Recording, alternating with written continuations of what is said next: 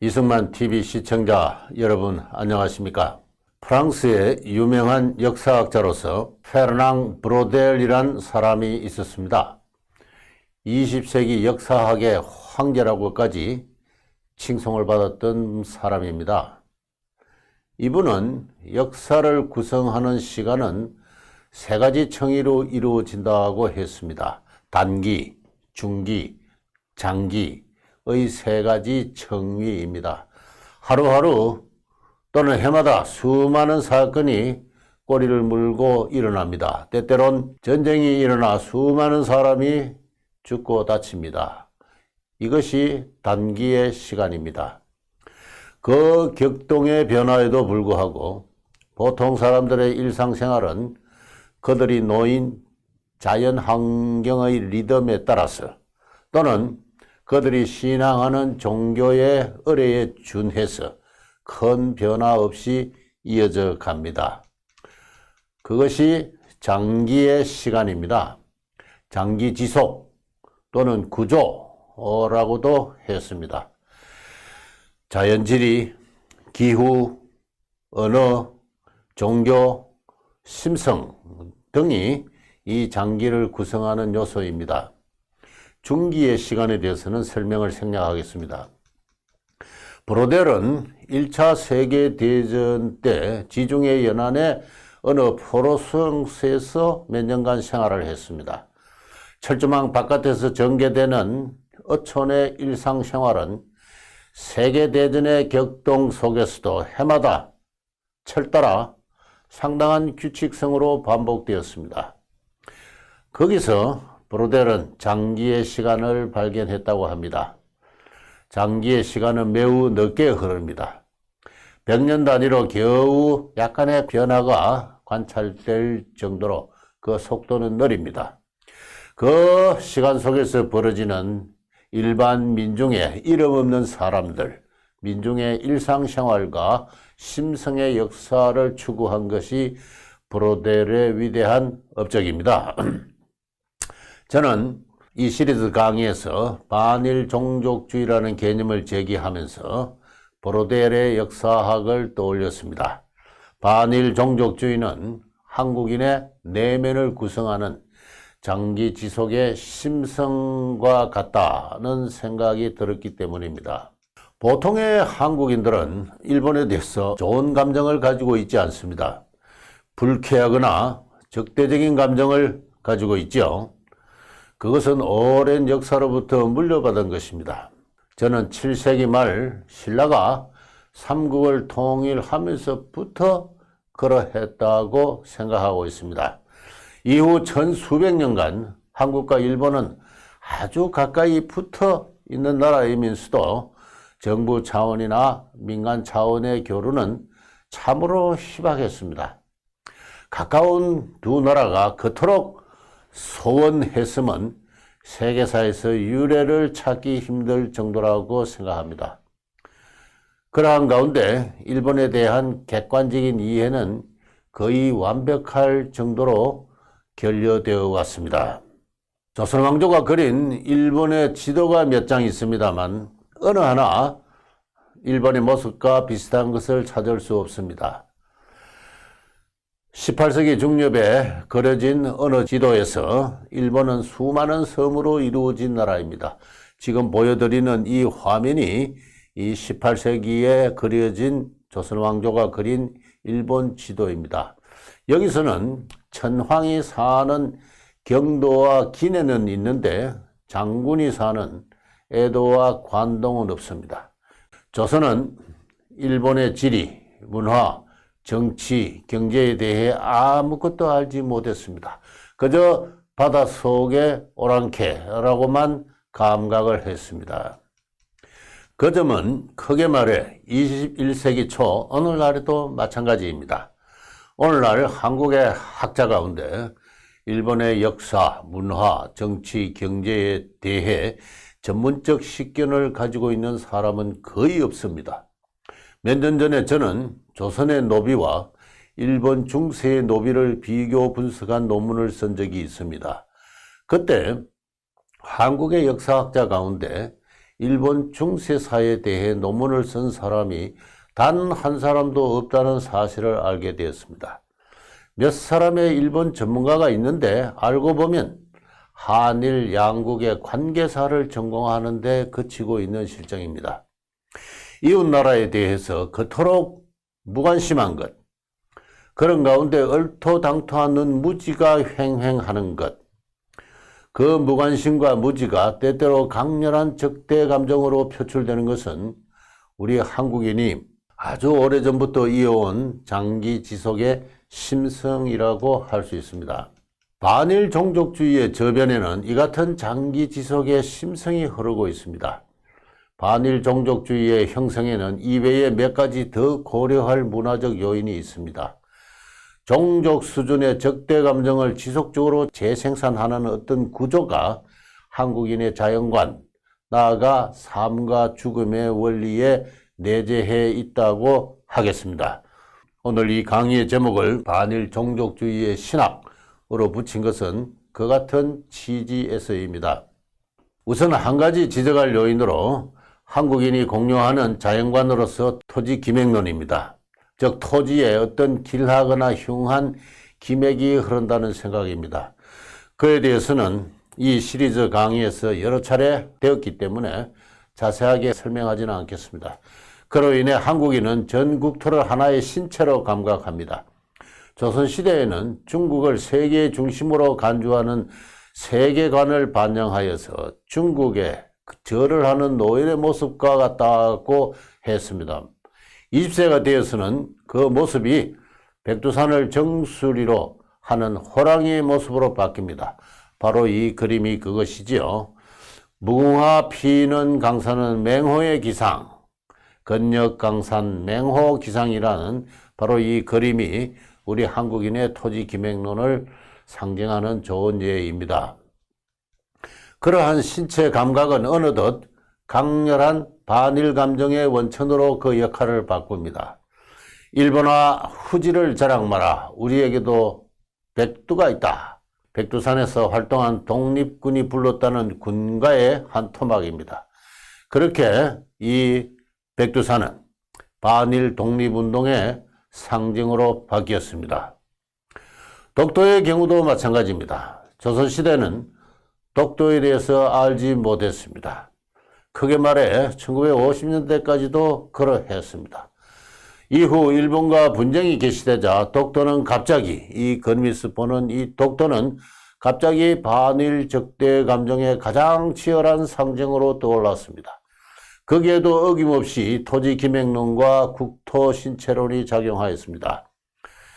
2005년도 독도를 찾은 한국시인협회의 회원들은 독도는 우리 조상의 담낭이라든가 독도 바위를 깨면 한국인의 피가 흐른다 라고 마치 독도를 우리 몸의 한 부분인 것처럼 노래하였습니다. 토지 기맥론이 20세기에 들어 한국인을 하나의 민족으로 결속하는 문화적 과정에 대해서 좀 더 부연하겠습니다. 한국인이 사람의 사체를 땅에 묻는 토장의 풍속은 조선왕조가 들어선 15세기부터입니다.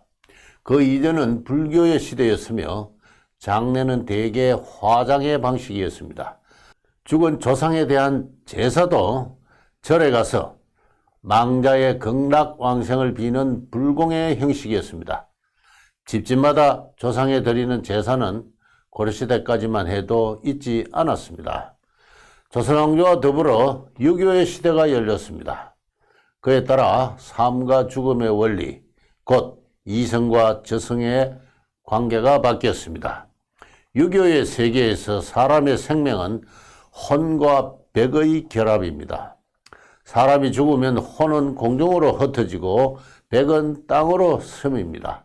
그래서 사체를 땅에 묻는 장례의 풍속이 생겨났습니다.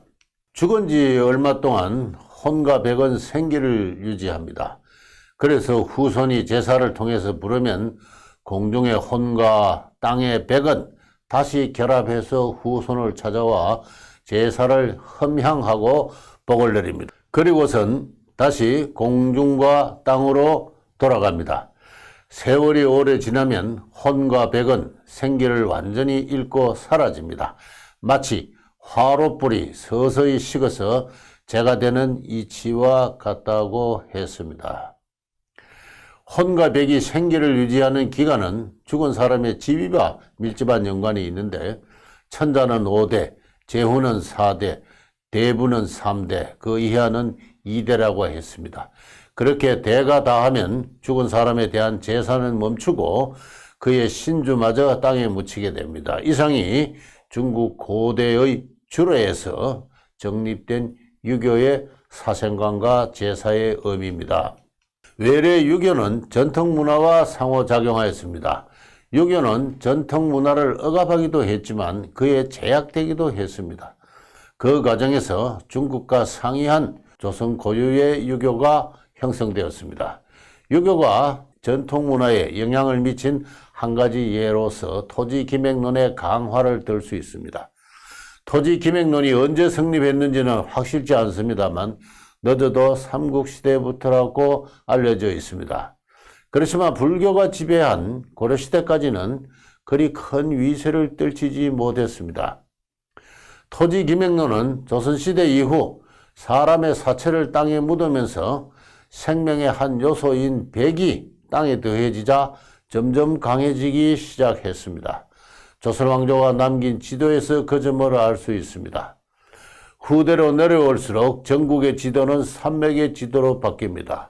보여드리는 이 화면은 18세기 중엽에 그려진 아국청도라는 지도인데요. 백두산에서 발원한 기운이 산맥을 따라 전국으로 퍼져나가는 모양입니다. 18세기 이후 길한 묘자리를 찾는 풍수주의가 기승을 부렸습니다. 19세기가 되면 전국 곳곳에서 묘자리를 다투는 산송이 광범하게 벌어졌습니다. 거꾸로 전통문화가 유교에 미친 영향도 있습니다. 조금 전에 설명한 대로 땅에 묻힌 백은 일정 기간이 지나면 완전히 소멸합니다. 그런데 조선시대의 백은 영원 불멸입니다. 다름 아니라 토지기맥론의 작용이었습니다. 조선시대에 조상의 묘를 중시하는 장례와 제례가 생겨난 것은 바로 그 때문이었습니다. 아버지가 죽으면 아들은 무덤 옆에 초막을 짓고 2년간 시묘살이를 했습니다. 시묘살이가 끝나도 해마다 정기적으로 묘제를 거행하였습니다. 아무리 먼 조상이라 해도 묘가 있는 한 묘제를 멈출 수 없었습니다. 왜냐하면 묘에 담겨있는 조상의 백이 불멸이기 때문입니다. 그 결과 중국과 상이한 조선 고유의 친족 집단이 생겨났습니다. 중국에서는 4대 조상, 곧 고조를 같이 하는 혈연 집단이 친족입니다. 5대 이상이면 친족이 아니었습니다. 물론 중국은 넓은 나라여서 지방에 따라 다양합니다만 대강 이야기해서 그러했습니다. 그에 비해 조선에서는 대종이니 불천이니 하는 종을 중심으로 친족 집단이 5대 이상으로 무한히 확산되었습니다. 묘제가 거행되면 원근 각지의 후손은 대수의 제한 없이 모두 모였습니다. 물론 4대 이하의 친족 집단과 그 이상의 친족 집단은 상호 부조하는 원리에서 구별되었습니다마는 단일 조상에서 뻗어나온 혈연 공동체라는 의식만큼은 대수의 제한 없이 공유하였습니다. 그 결과 생겨난 것이 세계적으로 유래가 드물다는 족보입니다. 족보를 통해 10대, 20대의 아마득한 조상을 공유하는 한국인의 친족 문화는 이상과 같이 15세기 이래 외래 유교와 전통 문화의 상호작용으로 생겨난 것입니다. 이제는 어느 정도 상식이 된 이야기입니다만 한국인이 민족이라는 말과 개념을 알게 되는 것은 20세기 초의 일입니다. 앙드레 슈미트라는 캐나다 학자가 쓴 제국, 그 사이에 한국이란 책이 있습니다. 바로 이 책입니다.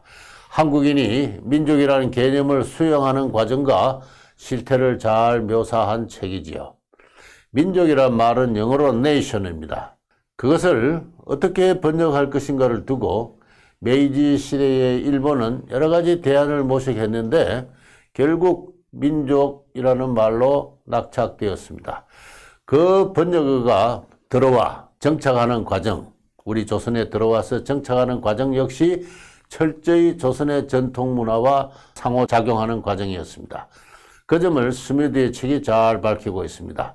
한마디로 우리 조선에서 민족은 친족의 확장 형태로 수용되고 정착하였습니다. 최초로 민족이라는 말을 전파한 황성시문은 민족을 해설함에 있어서 친족의 개념을 활용하였습니다. 우리 모두는 한 조상의 자손이라 이란 식이었습니다. 전통사회에서 친족이란 아래로 무한 확장하는 것이어서 그것은 매우 자연스러운 현상이었습니다. 민족의 역사에 대한 서술은 광대한 족보의 형식을 띠게 되었습니다. 앙드레 슈미드는 한국인이 민족과 친족을 공통의 감각으로 연결하게 된 데에는 땅에 기맥이 흐른다는 풍수지리설의 작용이 있기도 했음을 지적하였습니다. 민족의 형성과 관련해서 제가 추가로 지적할 점은 친족 간의 횡적 결합도 중요했다는 것입니다. 1931년 만성대동보라는 족보가 편찬되었습니다. 전국에 분포한 330개의 유명 친족 집단을 하나로 통합한 족보입니다. 조선시대에는 이들이 대개 불천이 조상을 모신 1급 신분의 양반이었습니다. 만성대동보는 이들 1급 양반 신분의 혼인관계를 추적한 작품이라고 하겠습니다. 대동보의 서문은 여러 사람이 쓴 것을 하나로 모은 것인데 각각의 내용이 대동소이합니다. 보여드리는 이 화면이 만성대동보의 서문입니다. 그 내용을 소개하겠습니다. 집집마다 족보가 있는데 이것을 횡으로 연결한 것은 우리 모두가 원래는 한 조상의 자손이기 때문이다라는 겁니다. 어떤 사람은 단군으로부터 지금까지 4300년 동안 인구가 정식한 것을 추산하니 오늘날의 인구수와 같다는 논리를 펼치기도 했습니다. 우리 모두는 단군의 자손이라는 의식은 이 같은 정신작용의 산물로 태어난 것입니다. 15, 19세기의 조선에서는 그러한 의식이 없었습니다. 조선인의 까마득한 조상으로서 단군을 몰랐던 것은 아닙니다만 막상 국가와 문명의 정통성은 3000년 전에 중국에서 건너온 기자라는 성인에게서 구해졌습니다. 조선이라는 국호 자체가 기자조선을 계승한다는 뜻이었습니다. 그러한 문명사관이 지배하는 세상에서 우리 모두는 단군의 자손이라는 공동체 의식이 생겨날 리 없었습니다. 더구나 사회는 기자의 가르침을 깨우친 양반과 그렇지 못한 상놈과 종놈의 신분으로 심하게 대립하는 구조였습니다.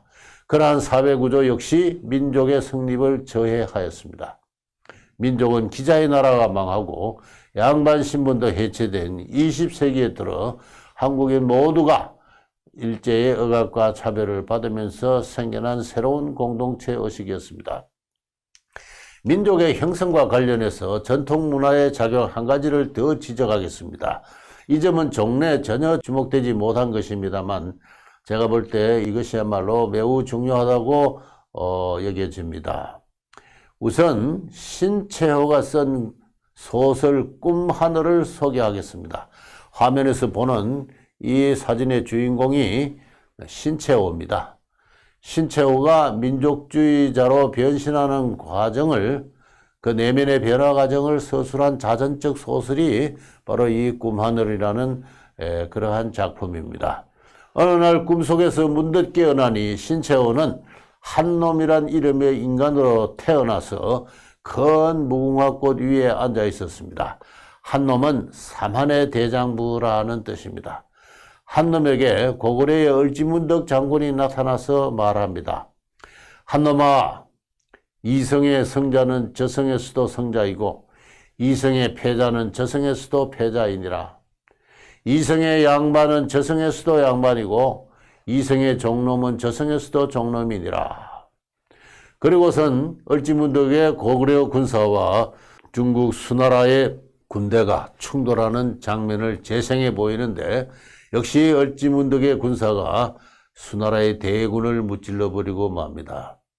이 환상의 장면은 철저히 전통적입니다.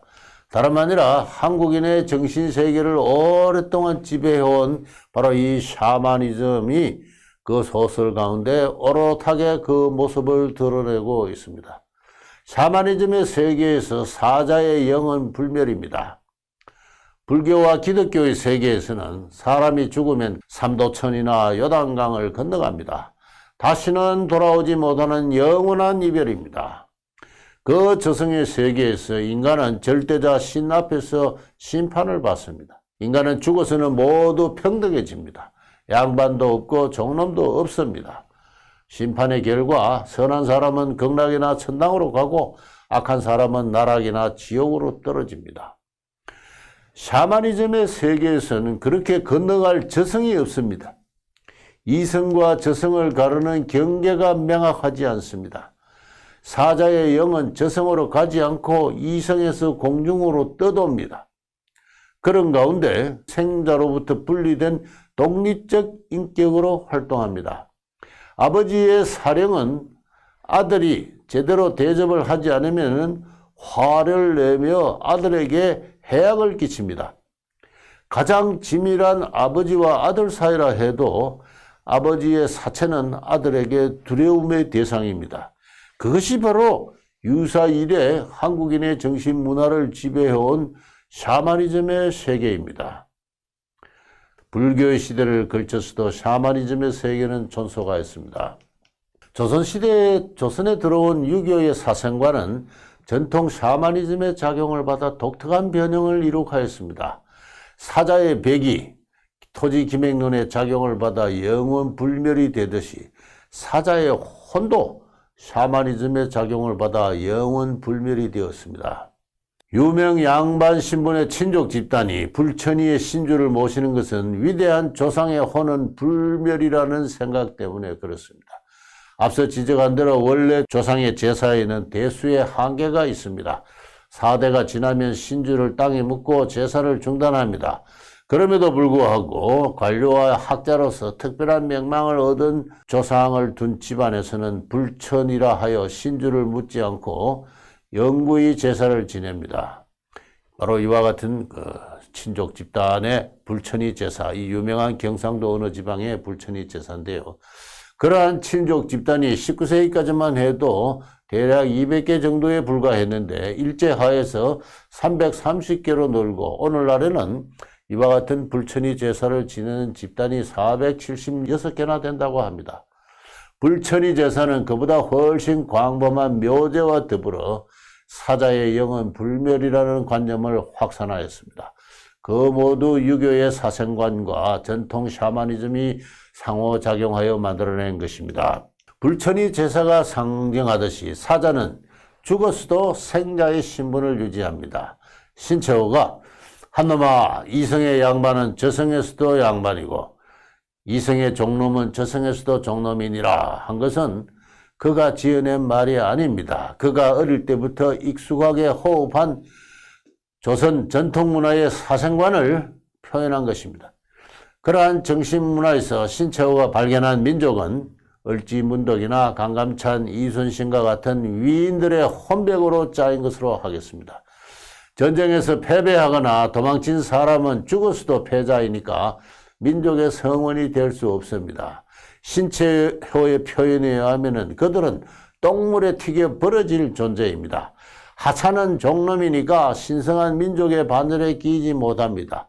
보여드리는 이 사진은 19세기 말 구한말 함경남도 문천군의 관노비, 관청의 메인 노비들의 사진입니다. 이런 비천 신분은 민족의 정당한 성원이 못 되었습니다. 이렇게 20세기에 들어 한국인들이 발견한 민족은 신분성을 갖습니다. 서민적이 아니라 귀족적인 지배적인 신분성을 갖습니다. 그 점에서 한국의 민족은 근세의 서유럽인들이 그들의 언어, 종교, 신화, 민속에서 발견한 자유인의 공동체로서 민족과 상이합니다. 서유럽에서 생겨난 민족은 왕과 귀족의 횡포에 저항하는 자유시민의 공동체였습니다. 그와 달리 한국의 민족은 일반 민서와 분리된 그 위에 군림하는 독재주의나 전체주의입니다.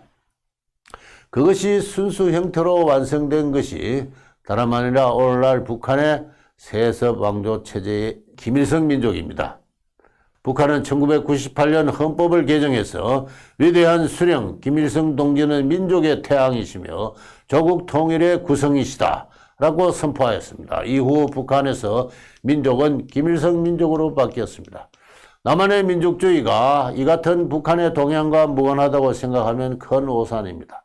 아무래도 같은 민족인지라 남과 북은 장기 지속의 심성에서 서로 통하는 모양입니다. 예컨대 남한의 오늘날의 현 집권 세력은 흔히들 민주화 세력 또는 진보 세력이라 합니다마는 북한의 세습 왕조 체제에 대해 관대합니다. 이해해 주어야 한다고 주장하면서 비판하지 않습니다. 비판이라도 하면은 진보적이지 않다고 해서 그 진영에서 쫓겨난다고 합니다. 심지어 북한의 세습 왕정 체제를 백두혈통이라고 공공연히 칭송하는 시위대가 백주의 서울 한복판을 휘젓고 다닙니다. 이제 정리하겠습니다. 한국 민족주의의 저변에는 장기 지속의 심성으로서 샤머니즘이 흐르고 있습니다. 문명 이전의 야만의 상단에 놓인 종족 또는 부족의 종교로서 샤머니즘입니다. 그것이 문명시대, 곧 국가시대 이후에도 길게 이어졌습니다. 그래서 20세기에 성립한 한국의 민족주의는 종족주의의 특질을 강하게 띱니다. 한국의 민족은 자유로운 개인의 우애 공동체와는 거리가 멉니다. 한국의 민족주의는 종족주의의 신학이 만들어낸 반자유주의적, 전체주의적 마성의 권위이자 공포의 폭력입니다. 종족주의의 세계는 외부에 대해서 폐쇄적이며 이웃에 대해서 적대적입니다. 이에 한국의 민족주의는 본질적으로 반일 종족주의입니다.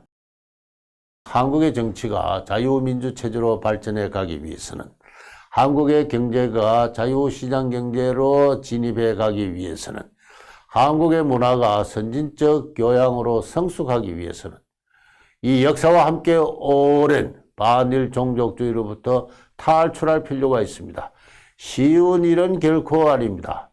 느린 속도로 흐르는 장기 지속의 영역이기 때문입니다. 그렇지만 세계가 변하고 있습니다. 정보통신혁명이 급하게 진행 중입니다. 장기 지속의 시간도 빨라졌음이 분명합니다. 노력하면은 한두 세대 만에 큰 변화를 이룰 수가 있습니다. 그런 희망을 품고서 반일 종족주의의 청산을 위한 일대 문화혁명을 추진해 가지 않으면 안 된다고 생각합니다. 오늘은 여기까지 하겠습니다. 감사합니다.